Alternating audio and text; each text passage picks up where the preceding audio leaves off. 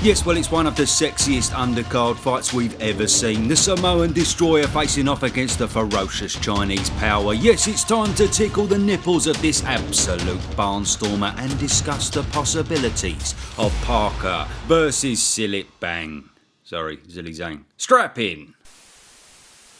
So it's just another absolute beauty of a chief support over in Saudi. Big Joseph Parker puts himself in the firing line of one of the world's hardest punchers once again, the ferocious Zhilei Zhang, on the AJ Ngannou undercard this Friday. And yes, I said Friday, people, don't turn up on Saturday or you'll fucking miss it, won't ya? Anyway, fantastic balls from the New Zealander, I'm sure we can all agree, because one thing's for certain, no other fucker wanted to fight him. They said I ain't fighting him, bollocks. He knocked out Joe Joyce and he's got a chin like a bloody block of fucking flats. But Parker said roll on, and what's most interesting is that this fight has a one-way rematch clause, meaning should Joe win, he has to fight him again. How's your fucking luck? Joe says this was non-negotiable and he just wanted the fight, so he accepted it for what it was. I repeat, fantastic balls. Now let's look at past form, shall we? Yes, Zhilei Zhang of course comes off two huge wins against Big Joe Joyce. The juggernaut was renowned for his granite chin and no man, including Parker, had ever come close to putting him down. But Zhang said hold my beer and annihilated him both times, the second of which was absolutely conclusive. Now Parker didn't fare well against the juggernaut himself, but that may not be relevant to this fight and I'll explain why in a minute. But since then he's been in fine form. It could be considered a kick up the backside for him, the Joe Joyce fight, because he returned with fire in the belly.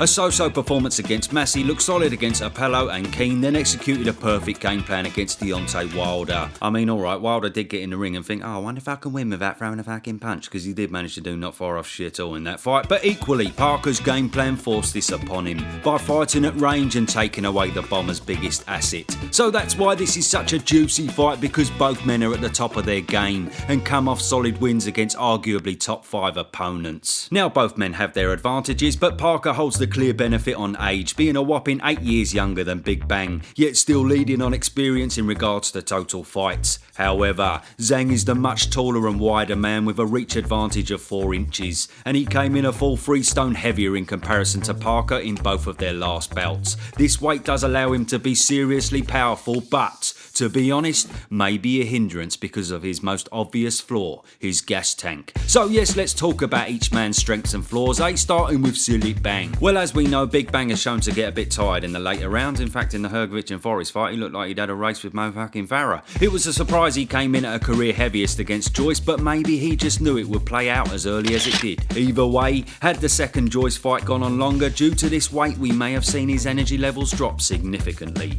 Maybe. It'll be interesting to see his weight in this fight, but in terms of his strengths, we all know that he is an absolutely lethal puncher. Regardless of his age, his hand speed is still very good, and being a southpaw, simply put, this is a dangerous combination for any orthodox fighter, and especially one like Parker, because the last southpaw he faced was Jason Bergman way back in 2016, meaning this may feel like a bit of unfamiliar territory for the New Zealander. But on the flip side, Parker is seriously fast himself.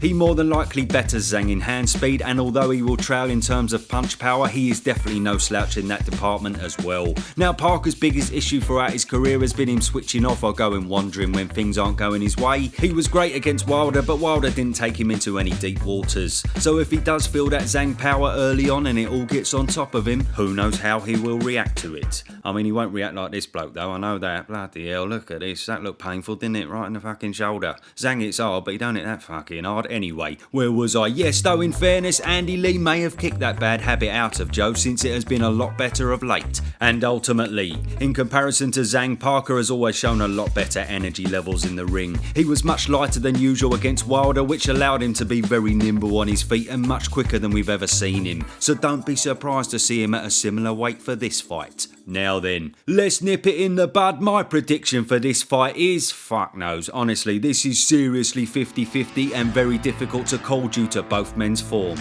But here's what I'm expecting. As much as Parker's got a very good chin, he could find himself in some sort of trouble in this fight because of his lack of southpaw experience. And of course, because Zhang hits like a wrecking ball. The Chinese banger will be 50 times what Wilder was that night, and if he shows the same aggression he did in the Joyce fight, Parker will have to be double alert to avoid a haymaker. Meaning for at least the first half of the fight, Zhang will be extremely dangerous, as he always is. But we can't overlook the poor gas tank of Zhang and the youthfulness of Parker. So we're very likely to see an Andy Lee game plan that keeps Joe out of harm's way like the Wilder fight and takes Big Bang into them later rounds. Then it's in those later rounds where Zhang's gonna be a lot easier to hit, cause he'll probably be a bit fucked. Now don't get me wrong, it will be very difficult, but if he can weather the early storm, he may well cause nightmares for Zhang late on in the fight with his hand speed and stamina, cause this lighter Parker looks as dangerous as ever, very patient with his work and clearly fighting much smarter.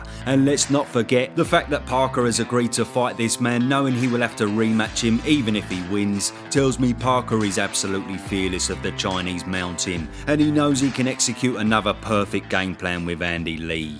Since we got the drawing board here, I'm going to explain to you guys how Joe will. So Zhang is a big southpaw, yeah? Big right hand in front, thumb over that side, yeah? And when he throws this, left hand, he's right when he throws this, jab, and then he comes with the left hand out, like this. As you can see, he drops this one, leaving this side of his face open for the Samoan killer left hook. Yes, there we are. Probably a bit of misdirection because trainers don't give their game plan away, but still it shows you this man knows his stuff. So for my pointless prediction, I'm thinking Parker may just edge this one very late or on points. But then again, I wouldn't be surprised as well to see Zhang knocking fucking Spark out round 2. But screw it, I'm going Parker. Bush, let me know your predicos, your beauties, and check out my little AJ and Ngannou vid on your screen now, rude boy. Enjoy Friday night, people. Yes, that's Friday fucking night. Don't turn up on fucking Saturday.